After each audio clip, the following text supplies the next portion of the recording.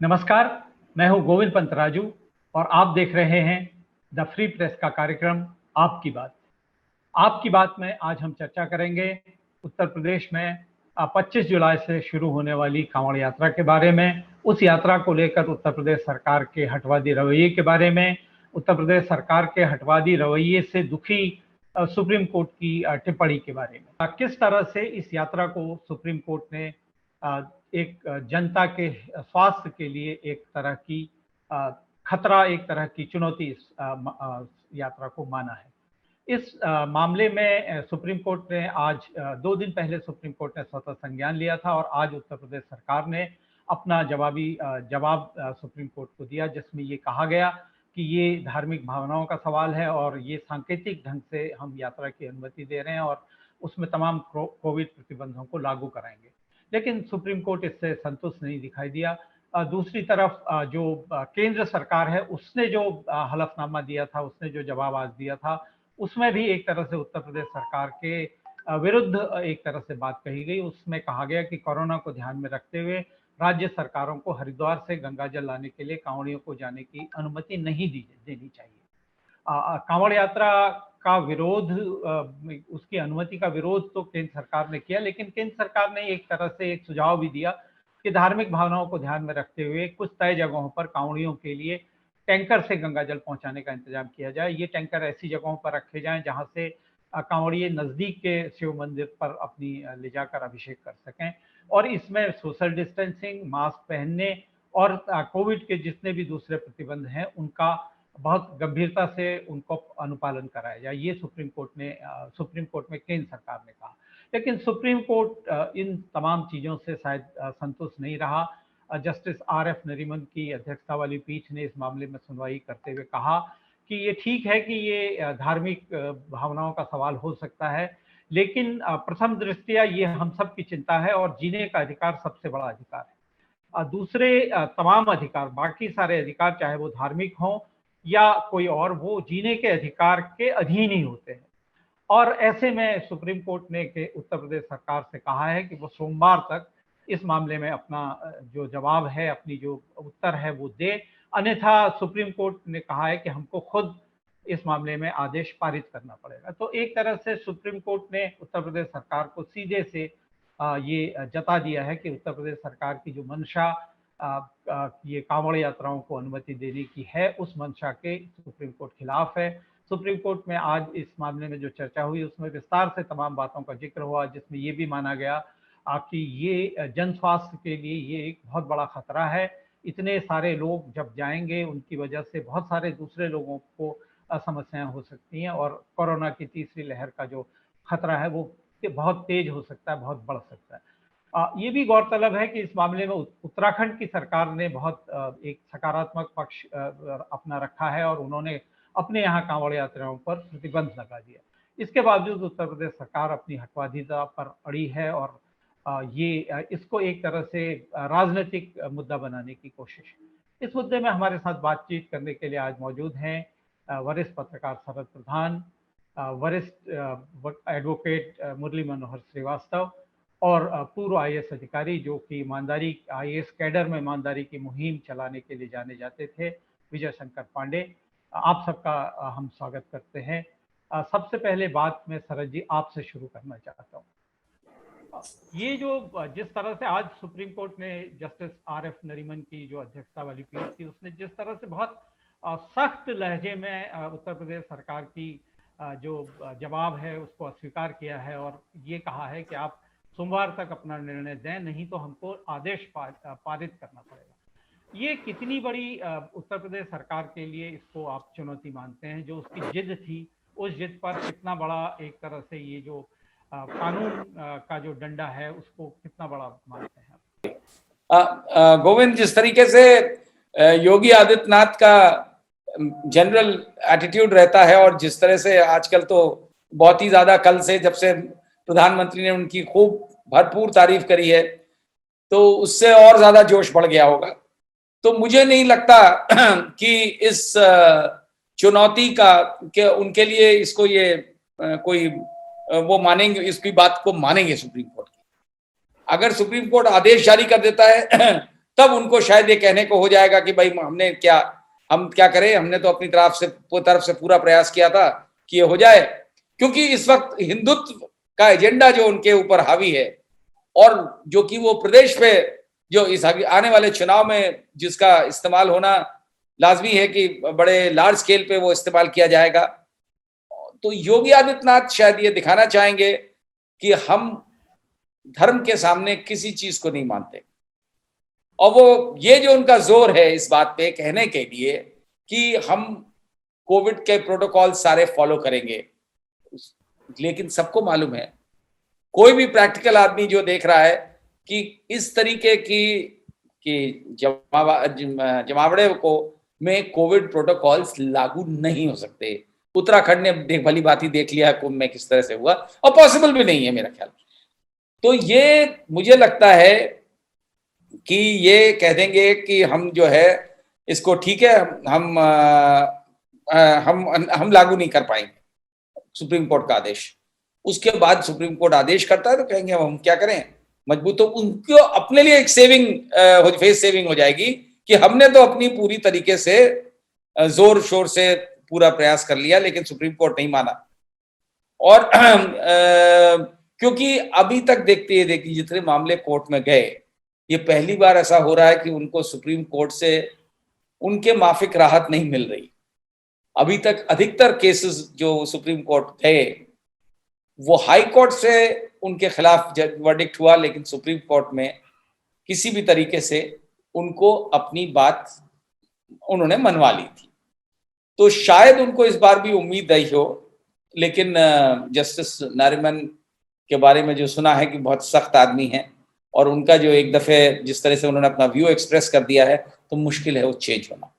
तो इनका उद्देश्य क्योंकि पॉलिटिकल है इसके पीछे, इसलिए जो लोगों की जो आपने कहा कि आम आदमी की जान का खतरा, ये सब चीजें सेकेंडरी हो जाती है, और उनको अपना एजेंडा पूरा करने के लिए वो भरपूर प्रयास करेंगे कि कोर्ट के आदेश होने के बावजूद भी ये पॉसिबल है। क्योंकि लास्ट मिनट पे भाई कह दे कि भाई हमने तो प्रयास पूरा किया, सरकार ने अपनी तरफ से पूरी तैनाती करी, पुलिस की भी और इसकी, लेकिन लोग नहीं मानते, 2-4 को उठा के बंद कर दिया जाएगा।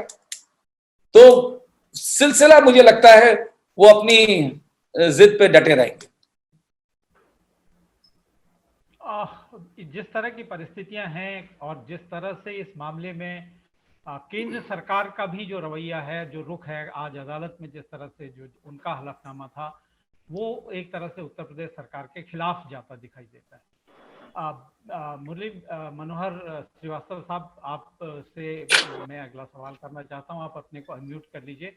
जो जिस तरह की जो इस मामले में अदालत का आज जो रुख है, और अदालत ने जिस तरह से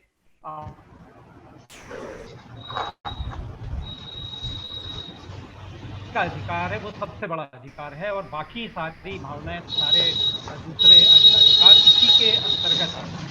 तो कानूनी तौर पर आप क्या विकल्प देखते हैं? राज्य सरकार के लिए क्या गुंजाइशें अभी इस मामले में हैं? जो सोमवार को जिस तरह से अदालत ने कहा, आप अपना जवाब दीजिए, अपना निर्णय दीजिए, नहीं तो हम अपना आदेश पारित करेंगे। इसको आप क्या कानूनी उत्तर प्रदेश सरकार के लिए क्या आप रास्ते अब इसमें दिखाई देते हैं?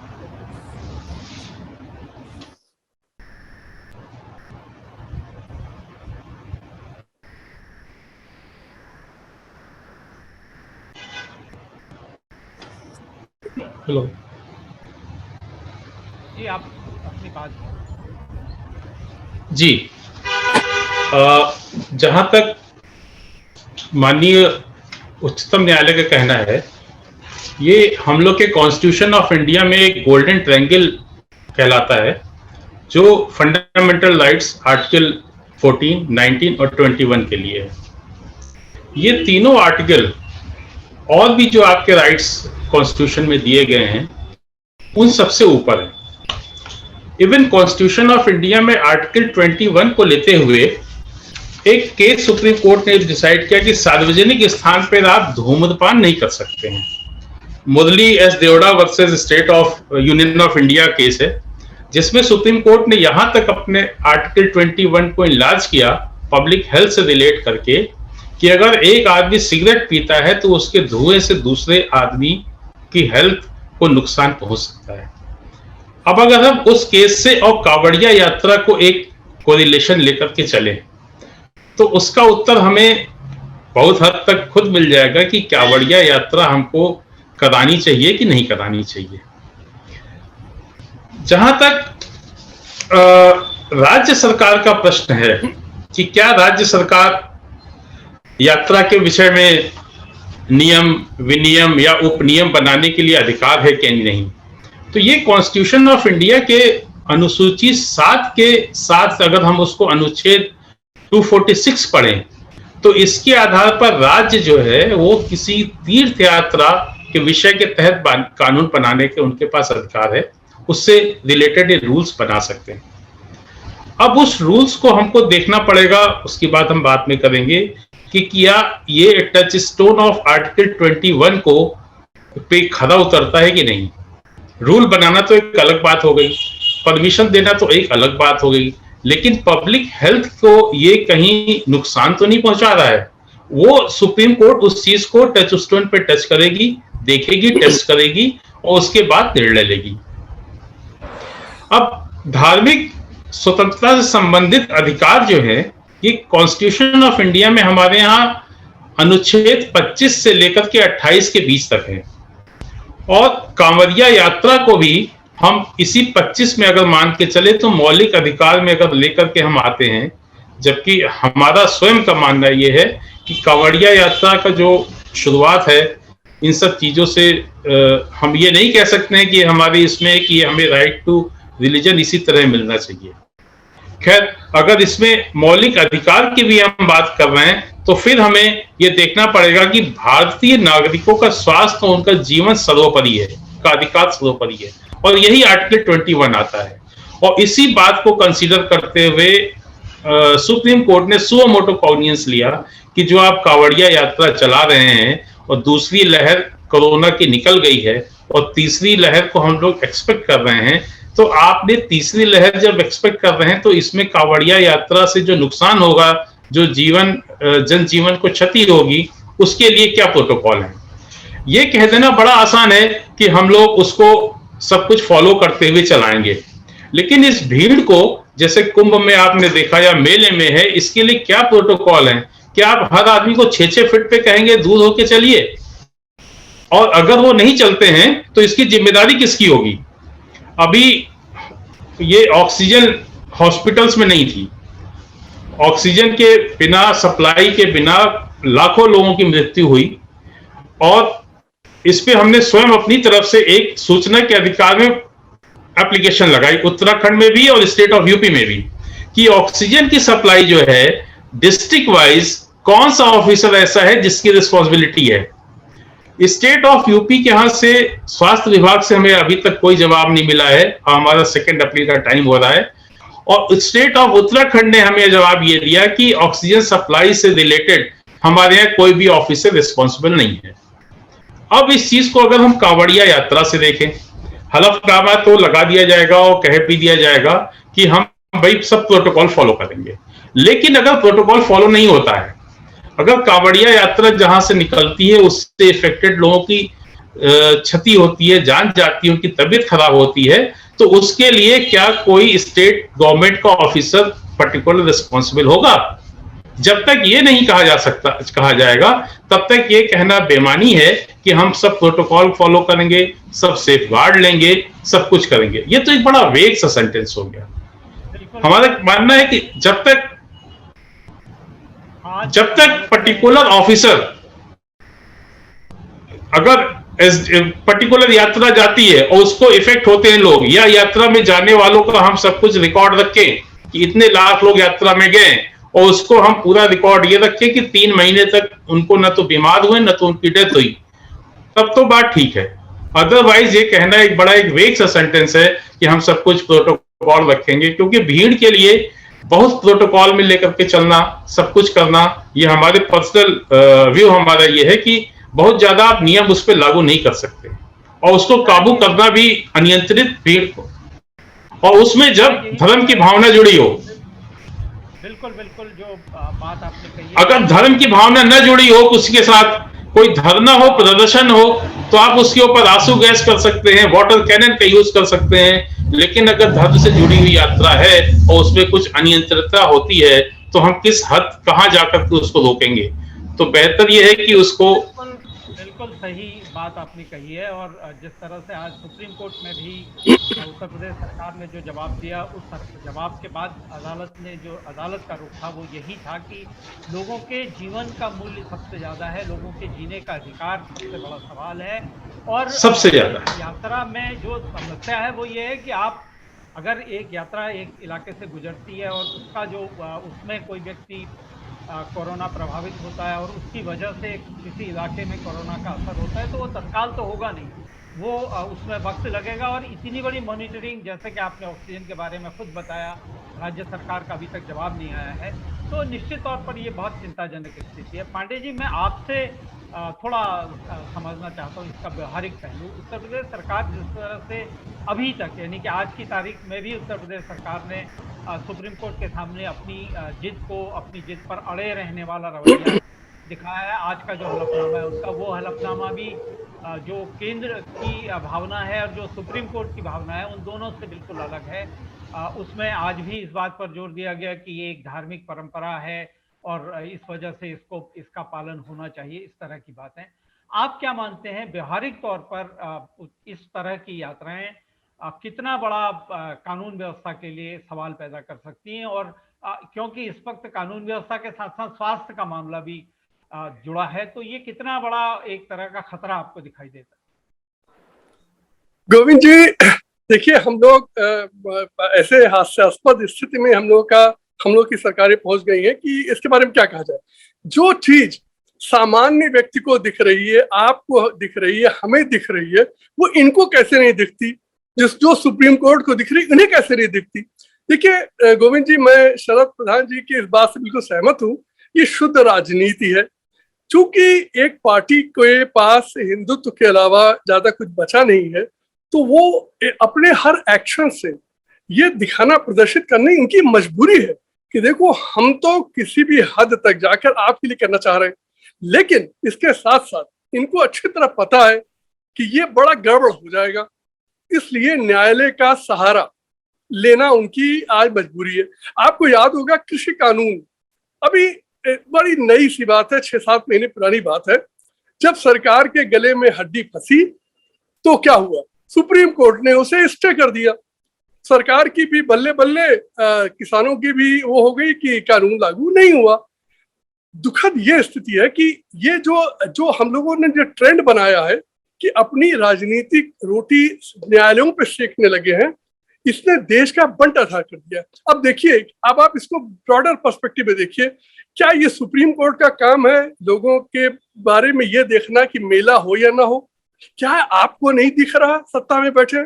NDMA act, national disaster management act में के तहत आप पूरे देश को अगर 30 दिन तक घर में लॉक कर सकते हैं, तो कांवड़िया यात्रा बंद करने के लिए संविधान में धारा ढूंढने की जरूरत है आपको? ये हास्यास्पद है गोविंद जी। आपको धारा ढूंढने की क्या जरूरत? एनडीएमए एक्ट के प्राविधान आपके सामने खड़े हैं, 2 लाइन का लिखिए। ये नहीं होगा। आपने मंदिर बन रखे हैं, 2-2, 3-3, 4-4 महीने तक मंदिर पूजा बन रही। देश में कभी कुछ नहीं कहा, क्योंकि उसको भी पता है, लोगों को पता है कि ऐसी स्थिति है कि अगर ये सरकार ऐसे कदम नहीं उठाएगी तो लोगों की जनहानि बहुत होगी। और इसका खामियाजा हम लोगों ने अभी 2 महीने पहले देख लिया, जब इस देश के सामने कोई रास्ता नहीं दिख रहा था। आखिर जाएं तो कहाँ जाएं?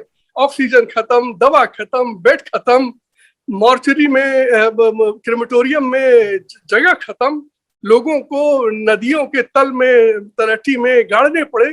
इस स्थिति से गुजरने वाले देश के शासकों को कम से कम इस प्रकार के निर्णयों में तो राजनीति नहीं करनी चाहिए। इसलिए गोविंद जी, मेरा बड़ा साफ मानना है कि ये सिर्फ नूरा कुश्ती है, ये कांवड़ यात्रा नहीं होगी। ये मैं अभी कह दे रहा हूँ, सुप्रीम कोर्ट आदेश यही देगी, उसकी मजबूरी है ये आदेश देना। और इनकी प्रसन्नता होगी कि देखो, हमने तो कुछ कभी मना नहीं किया, लेकिन कांवड़ यात्रा को नहीं होना चाहिए। आप जरा याद करिए, जब हमारे देश में लॉकडाउन लगा था तो 150 या 200 केस थे, आज 41,000 केस है। आप विश्वास मानिए ये 41,000 को 4 करोड़ बनने में देर नहीं लगेगी। अगर ये इंस्पेक्टर फैलते हैं तो गोविंद जी, हम लोग जहां थे 2 महीने पहले और जिस त्रासदी से हम सभी गुजरे हैं, और इस त्रासदी ने, शायद आप भी जानते होंगे, कोई परिवार नहीं छोड़ा। तो इस त्रासदी को अवॉइड करने की जिम्मेदारी सरकार की है। उसको ये सब भूल जाना चाहिए। आज इलेक्शन, चुनाव, वोट भूल जाना चाहिए और उससे साफ दृष्टि से देखना चाहिए आखिर हमारे देश की जनता के पक्ष में। देखिए, प्रश्न उत्तर प्रदेश की सरकार का नहीं है। कांवड़ यात्रा एक ऐसा वो घटना बनेगी जो पूरे देश में इस कोरोना के वायरस को फैलाने की ताकत रखता है, जो हम लोग इलेक्शन और कुंभ का देख चुके हैं, खामियाजा हमारे देश को भुगतना पड़ा। तो मैं बिल्कुल ये साफ कहूंगा कि शरद प्रधान जी का तर्क बिल्कुल सही है। ये राजनीतिक कुश्ती है। सुप्रीम कोर्ट एक ही आदेश देगा, ये कांवड़ यात्रा नहीं होगी, और ये आदेश दुर्भाग्य से सुप्रीम कोर्ट को देना पड़ रहा है। कल यही सरकारें कहती हैं कि सुप्रीम कोर्ट बहुत बढ़ चढ़कर एग्जीक्यूटिव में दखल दे रहा है। आखिर इस दखल की दावत किसने दी है? और ये पहली बार नहीं गोविंद जी, हम लोग पिछले 10 साल से देख रहे हैं, सुप्रीम कोर्ट को ये दावत देते हैं कि तुम आओ और हमारे उन झगड़ों को निपटा दो जो हम अपने आप निपटा पाने की स्थिति में नहीं है। सही बात। बिल्कुल, जो आपने जिस तरफ इशारा किया, अभी तो उत्तर प्रदेश सरकार के लिए सुप्रीम कोर्ट में एक और मामला है बिल्कुल इसी तरह का। वो भी सवाल है जिसमें इलाहाबाद हाई कोर्ट ने कोरोना के दौरान उत्तर प्रदेश सरकार के स्वास्थ्य विभाग के बारे में टिप्पणी की थी कि वहाँ वो तो बिल्कुल भगवान भरोसे चल रहा है उत्तर प्रदेश का स्वास्थ्य विभाग। सुप्रीम कोर्ट ने इस मामले पर भी सुप्रीम कोर्ट में सुनवाई चल रही है और सुप्रीम कोर्ट ने ये सवाल उठाया है खुद इस मामले को लेकर कि क्या ये अदालतों को इस तरह के आदेश देने चाहिए, यानी कि जो व्यवस्था है, जो सरकार की स्थितियां हैं, सरकार को प्रबंध जो करना है वो सरकारें अपना प्रबंध क्यों नहीं करती और अदालतों को इस तरह के आदेश क्यों देने पड़ते हैं। इस पर भी सुप्रीम कोर्ट में विचार चल रहा है।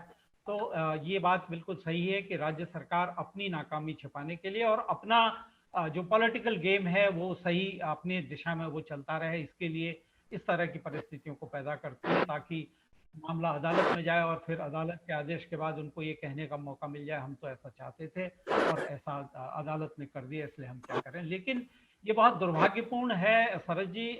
ये ठीक है कि वोट बैंक की राजनीति है, बीजेपी और खास तौर पर योगी आदित्यनाथ हिंदुत्व का कार्ड खेलना चाहते हैं, लेकिन क्या कोरोना से पीड़ित होने वाली या कोरोना का जो वायरस है वो क्या हिंदुत्व को छोड़कर दूसरे लोगों पर उसका असर होगा?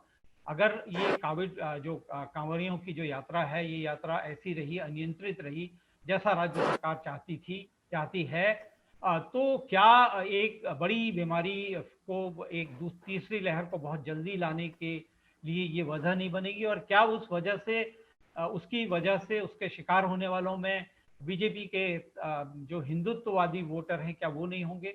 तो अपने वोटरों का भी अगर कोई सरकार ध्यान नहीं रख रही है तो क्या इस राजनीति को आप किस आईने में देखते हैं? अनम्यूट कर लीजिए आप।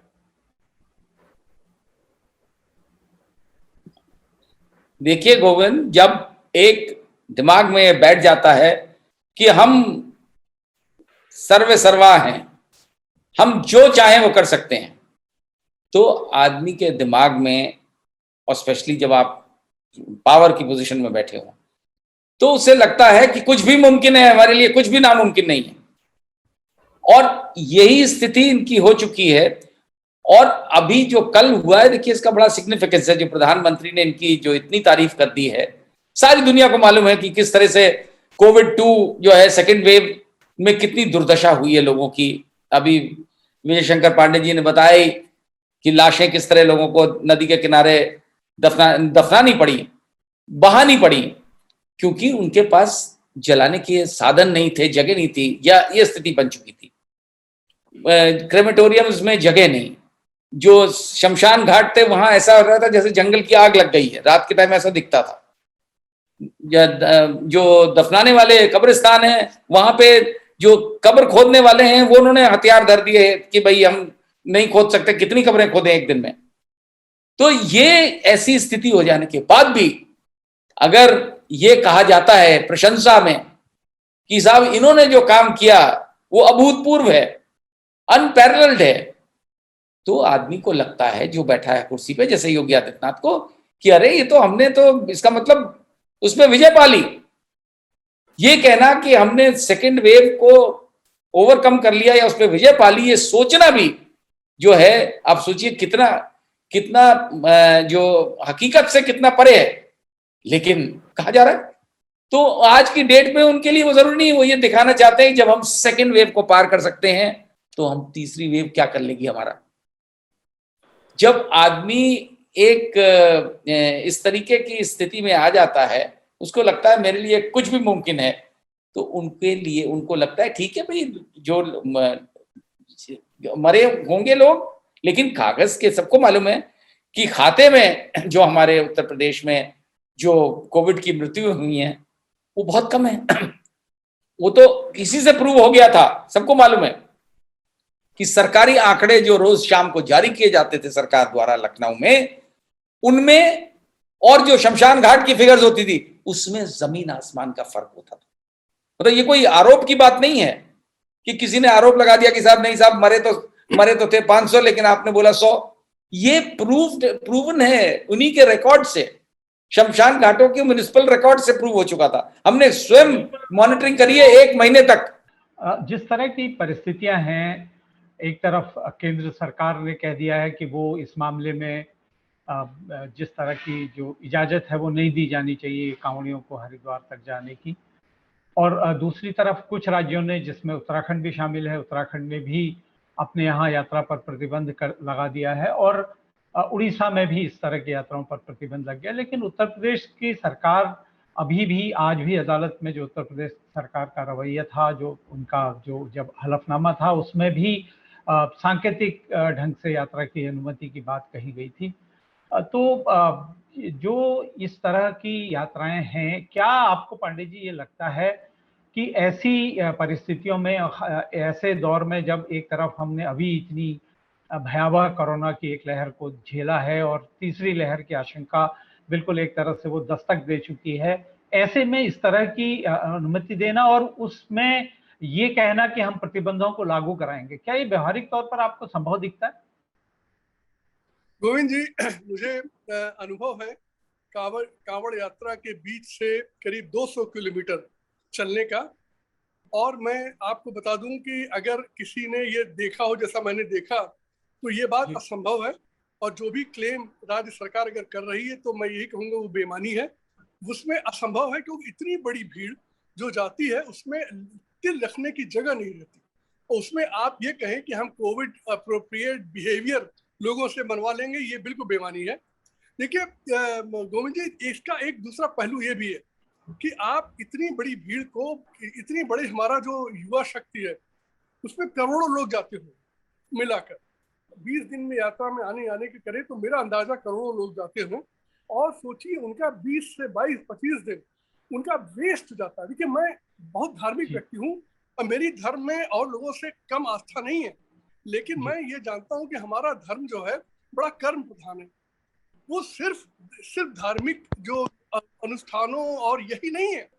और हम लोगों ने किया क्या पिछले कुछ वर्षों में, अपनी अपनी यात्राओं को बढ़ाना, रथों को बढ़ाना, भीड़ों को इकट्ठा करना, ये इसके पार्ट है, लेकिन ये अंत नहीं है।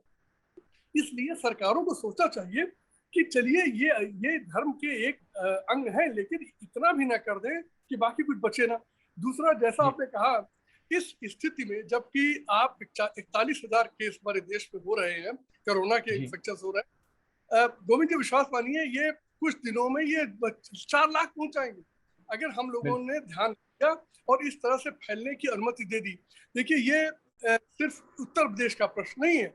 अगर कोरोना का जो ये है संक्रमण है, अगर ये कहीं फैला इस भीड़ में, तो ये भीड़ चारों तरफ इस बात को फैलाएगी।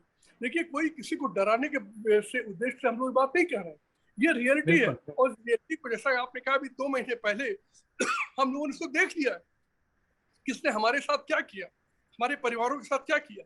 कोई परिवार नहीं बचा जो इस त्रासदी से ना दुखी हुआ हो। तो इसको तो तुरंत रोक देना चाहिए और राज्य सरकार को राजनीति को अलग कर देना चाहिए और इस जनता की सुरक्षा और इस कोरोना से बचने के लिए उसे बिना हिचक इसको रोक देना चाहिए और इस पर आगे कदम नहीं उठाना चाहिए। बिल्कुल सही बात है, आपने जो जिस तरह के तथ्य रखे हैं, हमने भी देखा है इस तरह की जो मॉब मेंटेलिटी है, जब भीड़ एक साथ होती है तो उस पर प्रतिबंधों को लागू करना बड़ा मुश्किल काम है। हमने अभी आगरा में देखा, आगरा में एक मेला अभी 2-3 दिन पहले हुआ था, उसमें किस तरह भीड़ ने तमाम प्रतिबंधों को मजाक उड़ाया उनका, और एक साथ इतनी भीड़ एक स्थान पर जमा हो गई, प्रशासन कुछ भी नहीं कर सका। हमने आज लखनऊ में भी देखा, प्रियंका गांधी की जो सांकेतिक धरना महात्मा गांधी की प्रतिमा के सामने था, उसमें उनके आसपास मौजूद लोगों में, जिनमें उत्तर प्रदेश कांग्रेस के अध्यक्ष भी शामिल थे, उन्होंने तक मास्क नहीं लगाए थे और अपना चेहरा दिखाने की होड़ कहें या जो भी कहें, इस तरह से लोग प्रतिबंधों का खुलेआम मजाक उड़ा रहे थे। तो ये जब भीड़ एक साथ होती है उसकी मानसिकता बिल्कुल अलग होती है, और उत्तर प्रदेश सरकार को ये ध्यान रखना चाहिए कि उसकी जिम्मेदारी सारे लोगों के लिए है। हिंदुत्व तो उसका चुनाव का एजेंडा हो सकता है, लेकिन उस एजेंडे के लिए वो बाद में काम कर सकती है, किसी और तरीके से काम कर सकती है। ऐसे वक्त में लोगों को खतरे में झोंकना, उसमें फिर जो कांवड़ यात्रा में शामिल लोग होंगे वो भी खतरे की जद में आएंगे। और हमने अभी देखा है जिस तरह से पर्यटक स्थलों में, नैनीताल में और मसूरी में कई पर्यटक जो संक्रमित पाए गए, सबको क्वारंटीन होना पड़ा, पूरे दलों को क्वारंटीन होना पड़ा। तो ऐसी स्थिति बहुत एक तरह से खतरनाक है, और वो भी जब उत्तराखंड सरकार ने बिल्कुल कमर कस ली है कि वो किसी भी व्यक्ति को, किसी भी कांवड़िए को हरिद्वार में नहीं प्रवेश करने देगी। आज भी राज्य सरकार की, उत्तराखंड सरकार की बैठक हुई जिसमें ये तय किया गया कि वो बहुत विनम्रता से लोगों को रोकेंगे, उनको वापस भेजने का इंतजाम करेंगे, लेकिन हरिद्वार के अंदर प्रवेश नहीं करने देंगे। जो उत्तराखंड से अभी केंद्रीय सरकार में मंत्री बने हैं अजय भट्ट, उन्होंने भी कहा है लोगों की जान बहुत कीमती है। उत्तराखंड के मुख्यमंत्री ने भी कहा है कि अगर इस यात्रा में किसी को इस यात्रा की वजह से कोरोना होता है, उसकी जान चली जाती है, तो ये तो भगवान भी नहीं चाहेंगे, शिव भी नहीं चाहेंगे।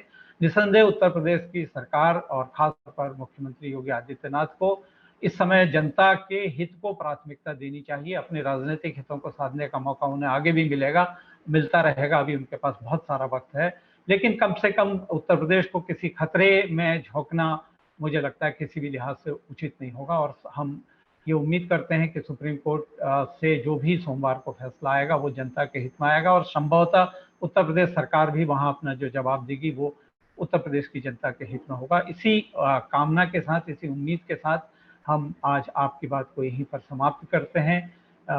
सरज जी आपका बहुत बहुत धन्यवाद, श्रीवास्तव जी आपका बहुत बहुत धन्यवाद, और पांडे जी आपका भी आभार, आपका भी धन्यवाद। हम अपने दर्शकों का आह्वान करते हैं कि वो हमको देखें, हमको लाइक करें, हमको सब्सक्राइब करें, और हमको अपने जो अमूल्य विचार हैं उनसे अवगत कराते रहें, ताकि द फ्री प्रेस के जरिए एक निष्पक्ष और सटीक पत्रकारिता को आगे बढ़ाने का जो काम हम करना चाह रहे हैं वो काम अपने किसी लक्ष्य तक पहुंचे। आप सबके सहयोग इसमें बहुत आवश्यक है। अब आप हमको शेयर भी कीजिए, हमको अपने सुझावों से लगातार अवगत कराते रहिए। आप सबका आभार, धन्यवाद, नमस्कार।